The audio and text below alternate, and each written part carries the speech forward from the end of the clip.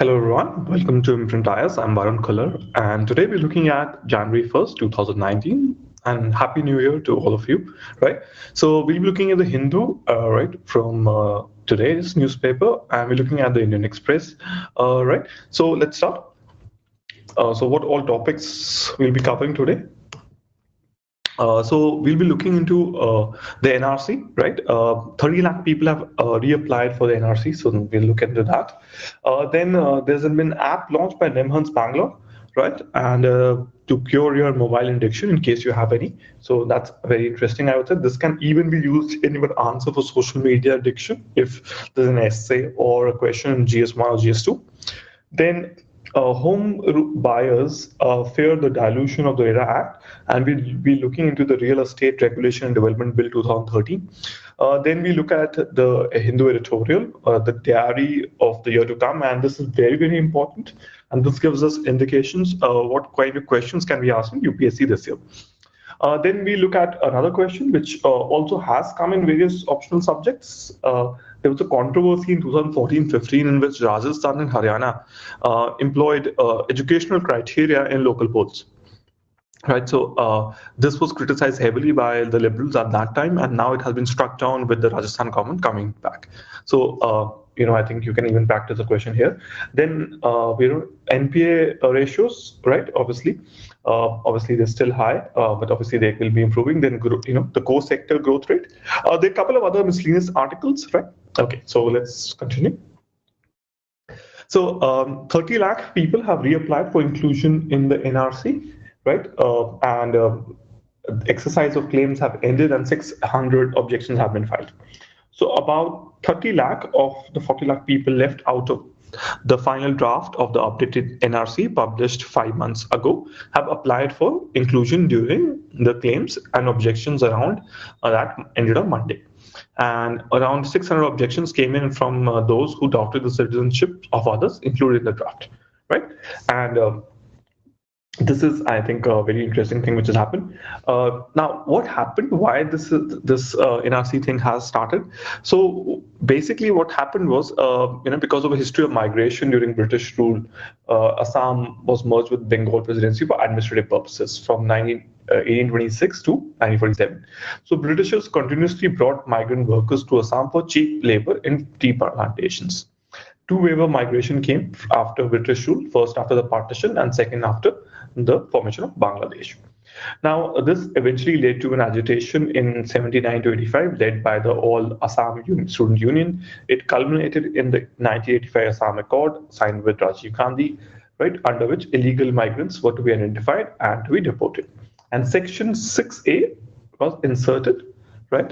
The Clause 6A was inserted in the Citizenship Act with special provision for Assam. These take into account two cutoff dates, 1966 to 1st January 1966 to March 25th, 1971.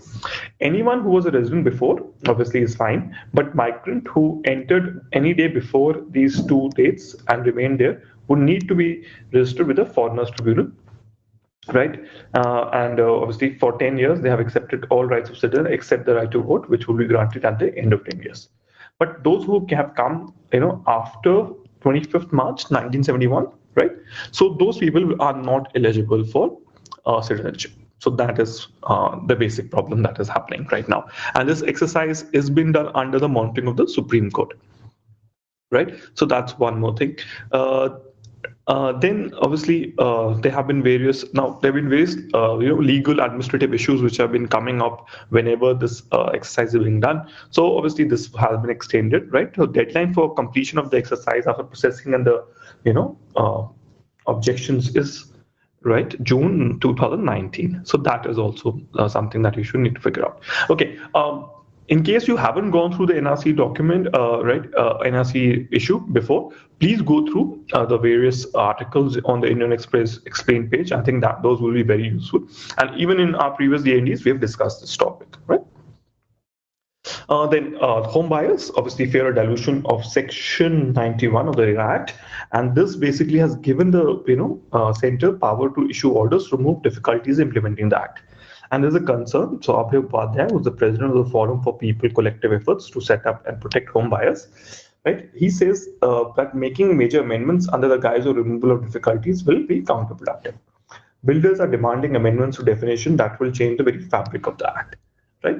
And obviously, if you remember, the act was passed in March, right, 2016, right?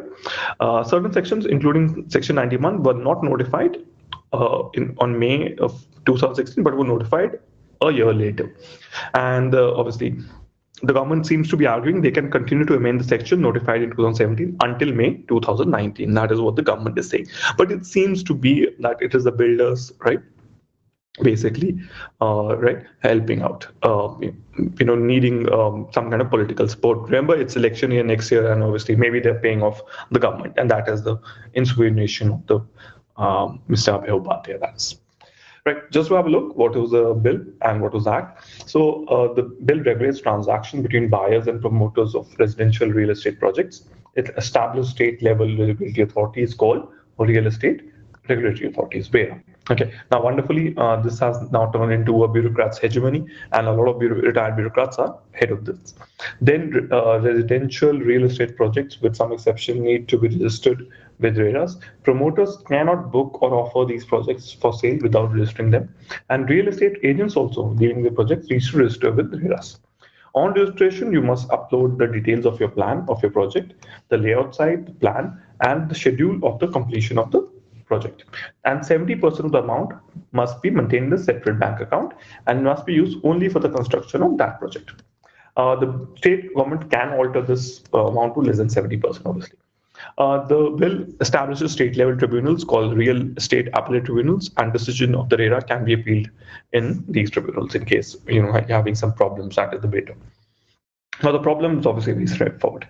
Land is under the state list. On the other hand, the power to regulate contracts and transfer property is under the concurrent list. Now, the problem is that, in case, let's say, there's a central law and there's a state law. Now, obviously, the central law, obviously, subsume the state law, and obviously that is taken care of, unless, you take a special permission from the president. Now, that is one problem. Further, the 70% of the amount, right, you have collected, it should be maintained for this project. Now, in most of the cases, the cost of construction would be less than 70%, and the cost of the land would be more than 30%. So obviously, it would imply that certain part of the funds would remain unutilized, necessitating some financing from other sources, and this can raise the project cost. Then there were other recommendations. It should regulate commercial real estate as well, right? Smaller projects should also be covered. All real estate agents must be required to register it, not just the ones under this. And the real estate sector has other issues such as lengthy process for project approvals, then the issues of clear land titles, prevalence of black money, and all of them, if not most of them, fall under the state list. So this is extremely important. I would suggest that you do try the IMPRINT answer writing challenge, right, on this topic itself, right? Okay, then we have a liberal move. This is a beautiful article, right? So among the first decision taken by the Ashok Gehlot government after assuming power in Rajasthan is to scrap minimum educational qualification for candidates contesting local body elections. And what has happened was Vasundhara Raja stipulated first through an ordinance in 2014 in December, and then an act was passed in 15 that educational prerequisites to stand for local boards. It was mandatory for a candidate contesting for a post of Sarpanch to have cleared class 8 and for those in the Zilla Parishad to have passed class 10.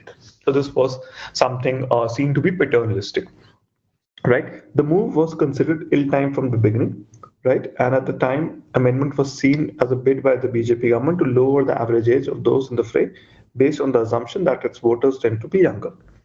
Right. However, obviously, an act of paternalism that militated against the basic assumption of a liberal democracy. And basically, if you think about it, it has penalized the people for failure to meet certain social indicators when it was the state responsibility to provide the infrastructure, right? So, and incentives for the school and adult education, and defeated the very purpose of the Panchayati Raj institutions to include citizens in multi-tier local governance from all sections of society. These requirements had the effect of excluding the marginalized. So this is also there. And further, in a liberal, democracy, governments must desist from putting bars on who may contest, right? Because this is, a good candidate Doesn't mean he has to be educated. That's the first thing. And you want local government to go to the grassroots. So if you're only looking for educated people, and in a state where if you look at the state census in Rajasthan, 52% for women and 79% for men. This basically is anti-women, and I'm not even going into Dalits and other scheduled tribes, etc. Similar thing had happened also in Haryana, and that is still there. I think what this article is saying then is the Haryana Panchayati Raj Amendment Act 2015, which was upheld by Supreme Court, and Rajbala was the state of Haryana, right? And sometimes Supreme Court does make mistakes, I would say. The temptation to expand educational eligibilities remains. Okay.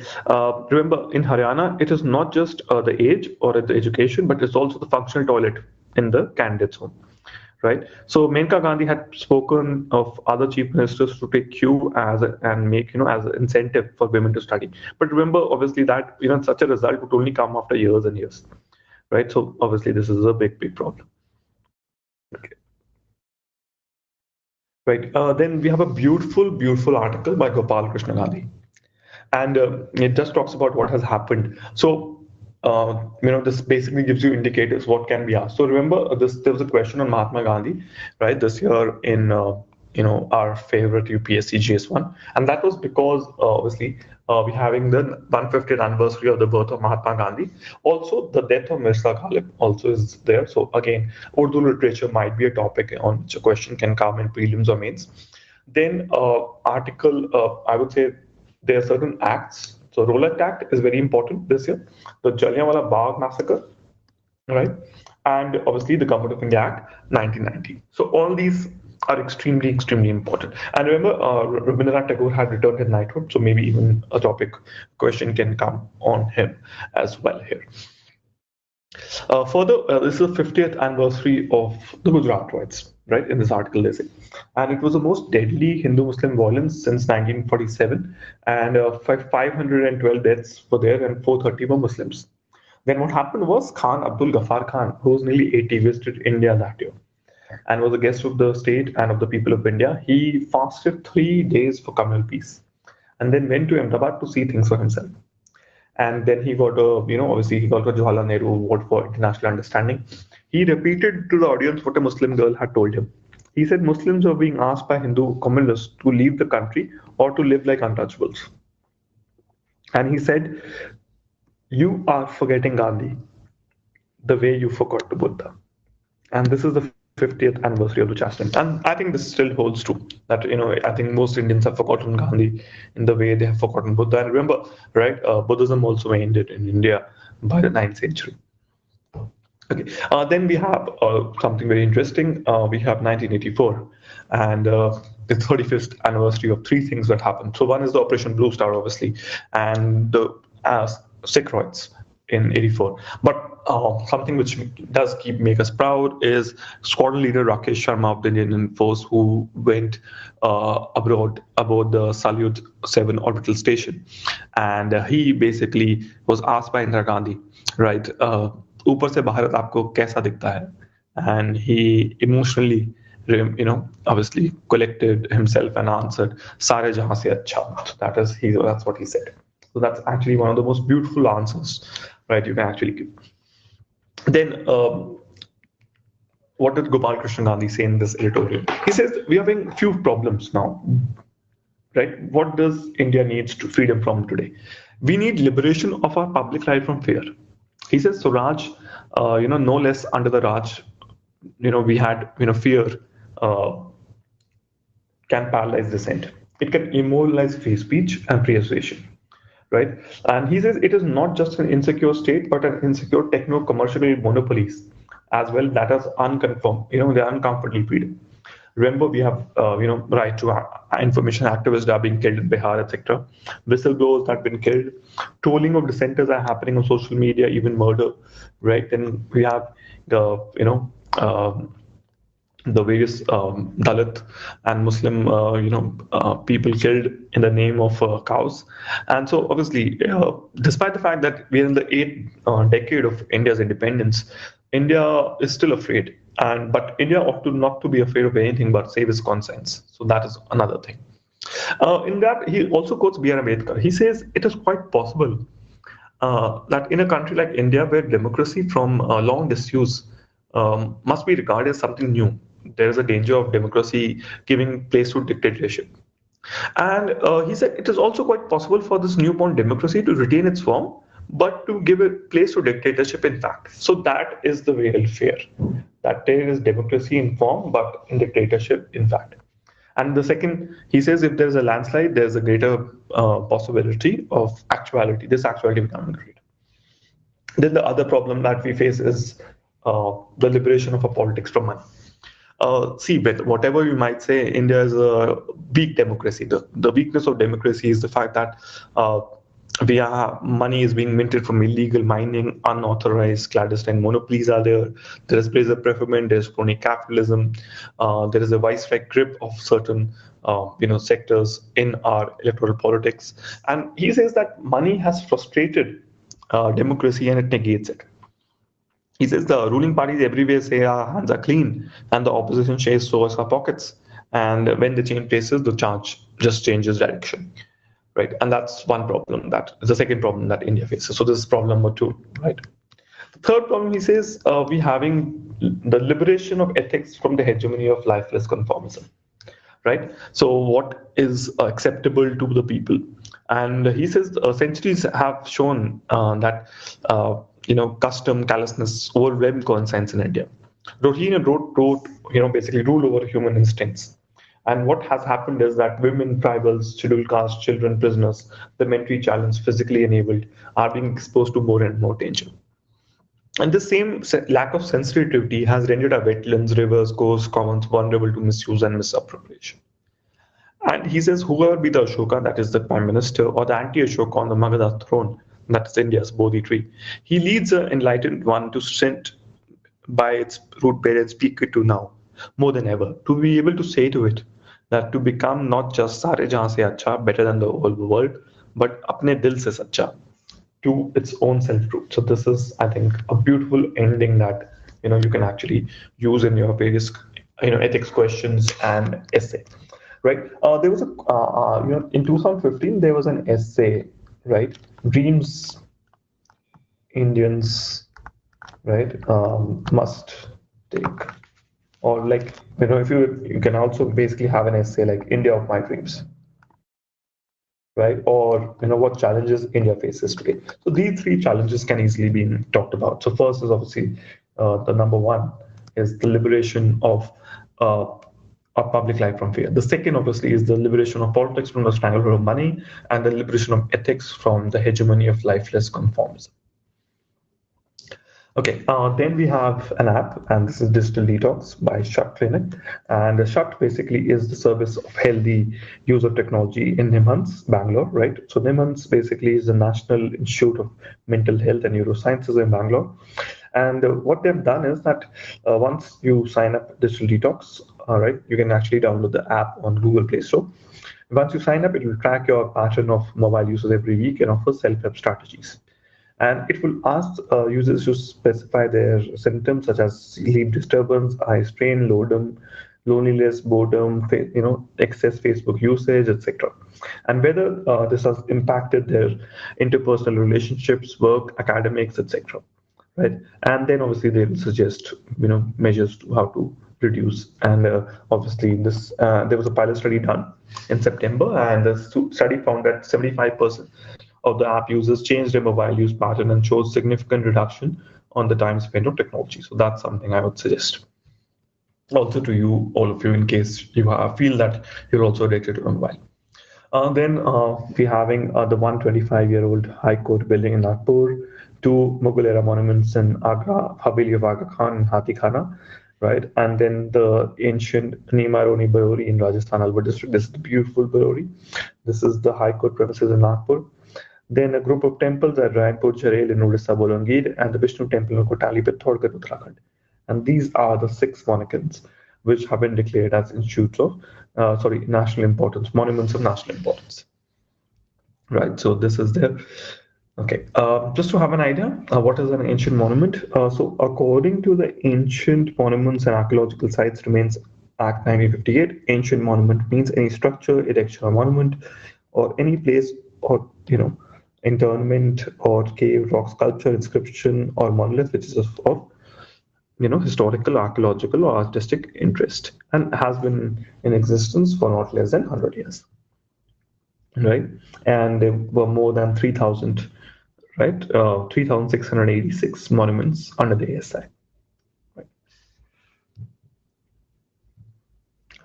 Then there has been a debate recently about the RBI reserves, right? Whether some reserves can be given to the government of India, right? So if you think about it, the analysis of balance sheets of central banks of 10 comparable economies show that RBI reserves as a percentage of a balance sheet is among the highest, right? And this is quantum advisors, so I would like to know who are they, right? But let's, for the time being, agree with that. I hope they are not under the payroll of the current government. That is the only worry. Okay, the bulk of these reserves are notional and their value can only be unlocked when their underlying assets are sold. But that is the problem, that they're notional value, right? So you have to sell the underlying asset. And this makes transferring the excess reserves to the government more difficult. So obviously, despite the fact that reserves are there, they might be excess, it's very difficult to actually transfer. So India basically has reserves as 26.2%. Only South Africa and Russia have more. And remember, if Turkey and Indonesia has decent amount, but remember Turkey had a crisis this year itself, right? Okay. But Mr. Jaitley said the government was not seeking RBI reserves to meet its physical deficit needs, and he says that we are actually good enough to manage the physical deficit. Right, the analysis basically, which looked at the central banks of BRIC countries, fragile 5 and 3 developing economies, found that a separate analysis shows that it is around 10.5 lakh crore, right, and only South Africa and Russia have high reserves. The other two BRIC nations have reserve ratio of 1.7 and 0.2% only. Okay, so obviously, if you notice, they say that yes, RBI does have high reserves. Now, the question is, the bulk of those reserves are arising out of revaluation, right? It is because of the rupee has depreciated against the US dollar, the pound, gold, foreign assets held by the RBI. And this has led to the increase in asset value. So if you think about $100 billion invested in 2010 at 45 value, right, today is at 70. And it will show a valuation gain when reported in terms of the INR. So all such gains are non-cash, notional, and you will actually have to sell before you get some, so obviously that's a problem. Okay, then obviously Mr. Das, right, who has joined as the RBI governor, he's talking about the fact that the gross non-performing asset ratio of commercial banks has improved, and he said it will further improve by March to 10.3, and this is the financial stability report of the RBI. And the GNPAs of state-run bank improved from 14.8 in September 2018 to 15.2 in March 2018. And further, what has happened is the private sector NPAs have also gone down. So all in all, doing well. Further, he's talked about the fact that the PCA framework has really helped, and the restriction imposed has helped in reducing contagion losses on the banking system, right, in case these lenders fail. So that is also the case. And there's obviously, he's also talked about the fact that some of the cases referred for resolution under the bankruptcy framework have time lag lines. And he has it that the IBC code, which will strengthen credit discipline in time. So that is there. And Mr. Das also said that the growth slowdown in GDP to 7.1 is slower than expected. And there will be an uptick once fixed capital formation along with the dip in crude oil prices lead to a sustained growth. Okay, so that is there. And further, he does talk about the fact there's a threat of trade war, which was there, right? US and China trade war would be no longer a problem. So that's going to work out well, I think. Then we have the core sectors. I would advise everyone to remember these core sectors. These have come repeatedly on our objective type questions and prelims. So coal, cement, steel, crude oil, natural gas, refinery products, right, fertilizer, and electricity, right? Sometimes what they do, they put textile on some other industry here and ask which of the following is there, and they'll give you a choice like that. Okay, so that's the case. And obviously core sector normally slows down in November. Why does it happen? Because of the October thing, right? Because what happens in October is that it increases very, very fast, there's more demand, but then in November we tend to cool down after Diwali. So that is the reason this happens normally. Okay, then we have a mysterious spaceship, right, which basically is going towards the Ultima Thule, right? A NASA spaceship is zooming towards the farthest and quite possible, right, the oldest cosmic body ever photographed by humankind, and this is a distant world called Ultima Thule, right? And this is happening under the New Horizons, mission, right? So that's there. Uh, okay, right. This is a question for us today. Discuss the salient features of the Real Estate Regulation Authority Act 2016 and comment on its impact on real estate and industrial sector. For this, maybe you'd like to refer a couple of articles from the Economic Times, etc. Right. Thank you so much for listening to me. You can join a Telegram group or search for IMPRINT on the Telegram. Thank you so much.